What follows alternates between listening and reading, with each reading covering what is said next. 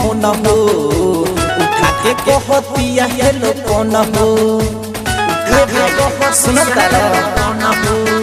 बाबा बजे राती कोई हम फोन हो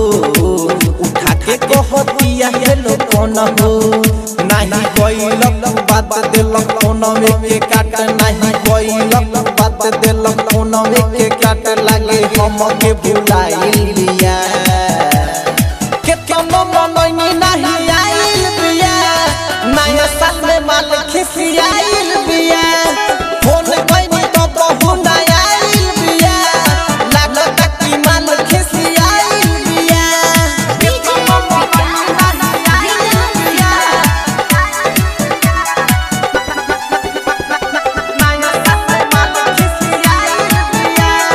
आरपीएस रिकॉर्डिंग स्टूडियो गौरिया। ओकरा लाकिनी हम 1200 के गिफ्ट हो हमरा साथे उ तक देलक चिट हो लागत दोसरा के बन गइल मित हो एही से हमरा से दूर देलक रीत हो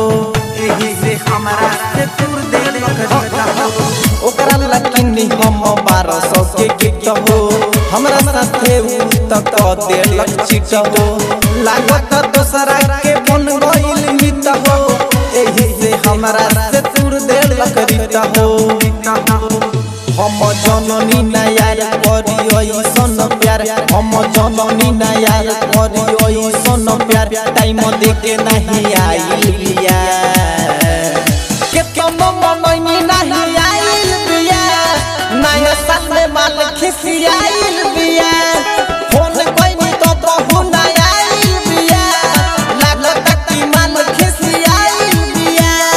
के कोनो मनई नहीं आइल बिया नया साल में माल खिसियाइल बिया राइटर सुरेंद्र मुक्ता कैलक अलबत हो रंजित उपेंद्र बात कहतानी सच हो करेनी फोन जब देवे ले काट हो लागत दूसरा से गइल बा पट हो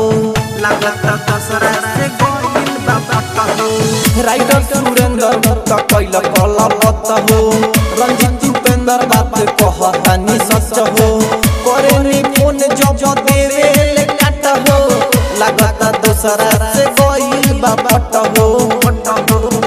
कहे अनिकेत सुनी हम बहुत हीरोनी पप्पू अनिकेत सुनी हम बहुत हीरोनी अंदर रखले मोबाइल बिया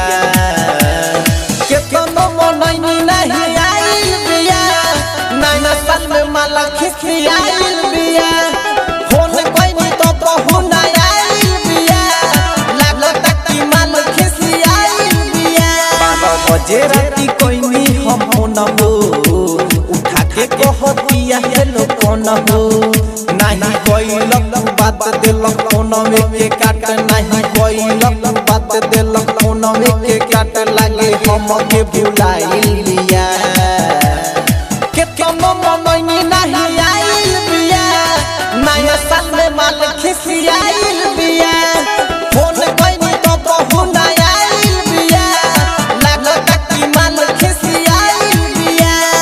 आरपीएस रिकॉर्डिंग स्टूडियो गौरिया।